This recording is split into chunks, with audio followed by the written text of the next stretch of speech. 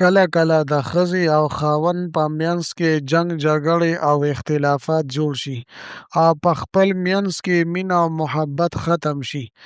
نو دا آیات مبارکه چې اوس یې زه تاسو ته بیانوم، دا دې یو کم سل وارې ولوستلی شي او په میټیایي دې ورته دم کړی شي او دا میټیایي دې 3 ورځې په مخه باندې وخوري.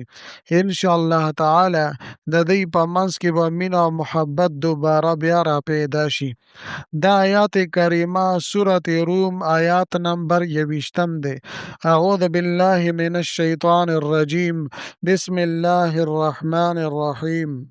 ومن آياته أن خلق لكم من أنفسكم أزواجا لتسكنوا إليها وجعل بينكم مودة ورحمة إن في ذلك لآيات لقوم يتفكرون.